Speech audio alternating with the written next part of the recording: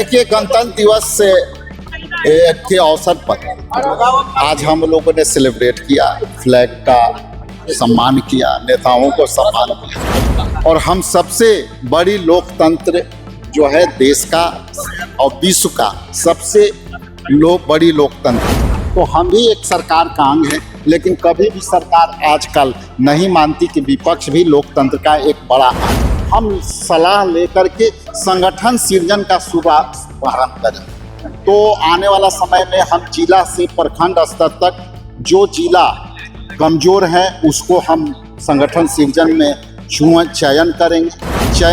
ये हमारा परंपरा और परपाटी रही है कि कोई भी व्यक्ति किसी भी पद पर मेडल पाता हो, नया पद ग्रहण करता हो, प्रधानमंत्री भी पद ग्रहण करते हैं तो बधाई देने का परंपरा है।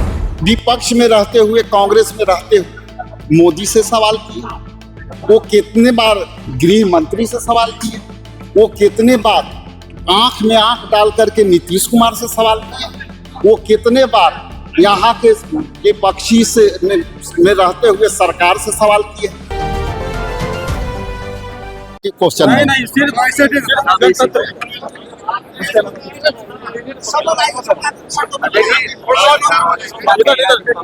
जरा सा एक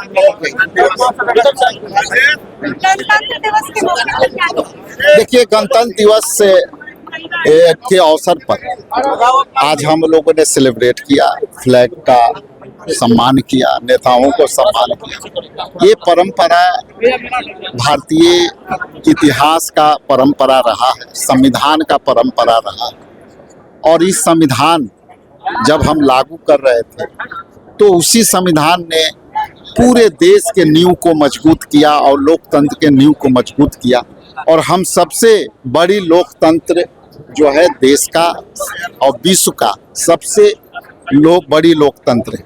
और इस लोकतंत्र में हम सभी का दायित्व बनता है कि आपसी सौहार्द और वातावरण के साथ हम इसको आगे बढ़ाएं, जनहित को मुद्दों के साथ हम लोगों को सहयोग करें। ये संकल्प लेने का दिन है कि हम जिस तरह से लोकतांत्रिक प्रक्रिया पर मूल्य पर जो गिरावट आई है उससे हमको बचना चाहिए। लोकतंत्र के जड़ें मजबूत करने के लिए पक्ष विपक्ष, सत्ता पक्ष विपक्ष सभी से एक दूसरे के सहयोग से चलाने का दिन है। हम संविधान के पालन करने वाले पक्ष भी है। जैसा कि आप जानते हैं कि लोकतंत्र में विपक्ष भी एक सरकार का ही अंग है, तो हम भी एक सरकार का अंग है। लेकिन कभी भी सरकार आजकल नहीं मानती कि विपक्ष भी लोकतंत्र का एक बड़ा अंग है। दिल्ली में आपको महत्वपूर्ण बैठक हुई है, क्या कुछ अब नए साल में पार्टी में क्या कुछ नया देखने को मिलेगा? देखिए, पार्टी में 5-6 विषय पर दिल्ली में चर्चा चली और ये निर्णय हुआ सर्वसम्मति से कि बिहार में हर सफल कार्यक्रम को लागू करने के लिए हमें कोऑर्डिनेशन कमेटी का बनाना चाहिए। हमने कोऑर्डिनेशन कमेटी के अनुशंसा कर दिया। उसमें सभी वरीय लीडर्स होंगे और वो लीडर्स सभी लेवल के होंगे, एक्स मिनिस्टर, विधायक, सांसद, पूर्व सांसद, मंत्री, ये सभी लेवल के प्रोटोकॉल के अनुसार वो कोऑर्डिनेशन कमेटी बनी है। उस कोऑर्डिनेशन कमेटी का ये होगा कि हम उस बैठक में उनसे सलाह लेंगे। चूँकि ये पहला तो ये हुआ कि कोऑर्डिनेशन कमेटी में हम सलाह लेकर के संगठन सृजन का शुभारंभ करें, तो आने वाला समय में हम जिला से प्रखंड स्तर तक जो जिला कमजोर है उसको हम संगठन सृजन में चयन करेंगे।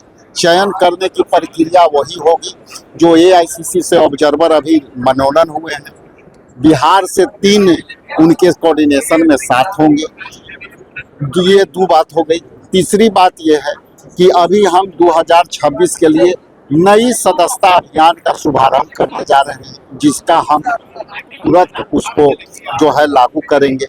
और चौथी बात ये हो गई जो सबसे महत्वपूर्ण है अभी के समय में कि हम 16 देश के 16 राज्यों में ऑल इंडिया कांग्रेस कमेटी ने टैलेंट हंट के अभियान के तहत हम अपने विभिन्न जिलों में हम ऑनलाइन के माध्यम से और कई तरह की प्रवक्ताओं की खोज करेंगे, जो टैलेंटेड होंगे उनके इंटरव्यू होगी, वो पूरी प्रक्रिया होगी और उसको हम अभियान के तहत चलाएंगे।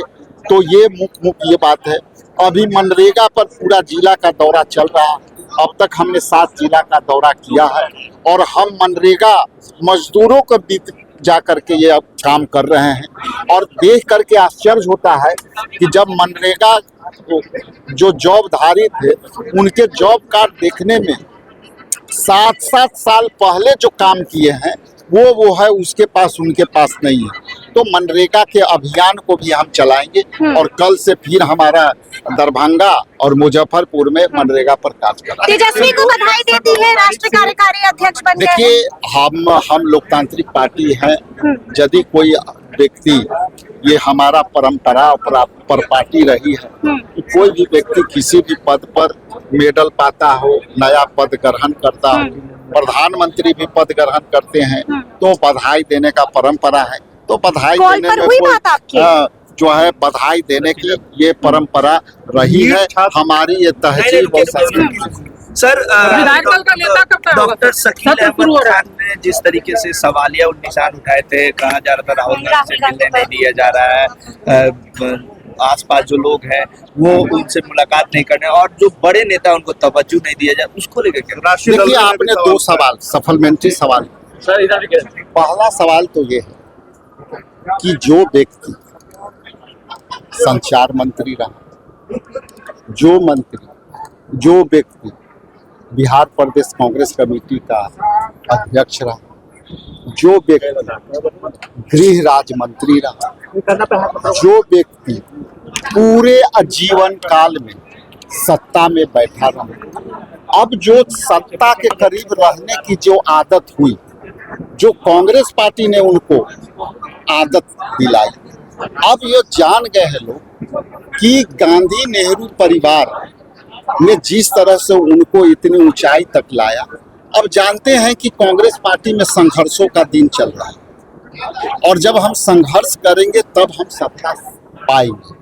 तो संघर्ष करने वाले आज यहाँ हैं और जिनको संघर्ष से कुछ नहीं मिला है, जो संघर्ष से बिना उनको सब कुछ पार्टी दिया है, वो लोग इस तरह के बात करते हैं। दूसरी सवाल ये है कि राहुल गांधी पर जो सवाल किए, हम पूछते हैं आपके चैनल के माध्यम से कि वो कितने विपक्ष में रहते हुए, कांग्रेस में रहते हुए मोदी से सवाल किए, वो कितने बार गृह मंत्री से सवाल किए, वो कितने बार आंख में आंख डाल करके नीतीश कुमार से सवाल किए, वो कितने बार यहाँ के विपक्षी से में रहते हुए सरकार से सवाल किए। इसलिए राहुल गांधी देश के ऐसे नेता है जो किसी से आंख में आंख डाल के बात करता है, लोकसभा में सामने प्रधानमंत्री और गृह मंत्री को पानी पिलाने को मजबूर करता है और उस पर सवाल करता है। इसलिए ये जो लोग वक्तव्य दिया है उनको तवज्जो देने की आवश्यकता नहीं। ये जानते हैं कि कांग्रेस में संघर्षों का दिन है और संघर्ष करना पड़ेगा और इन लोग को कांग्रेस पार्टी ने बिना संघर्ष के सब कुछ दिया, तो आज उनको संघर्ष के डर से इस तरह के बयान दे रहे हैं और राहुल गांधी जैसे व्यक्ति को सवालिया निशान पर खड़ा कर रहे हैं। तो यहाँ एक एक कार्यकर्ता जो मैं बात बोल रहा हूँ सब महसूस कर रहे हैं, सत्ता के उपभोग करने वाले लोग आज संघर्ष से डरे हुए हैं।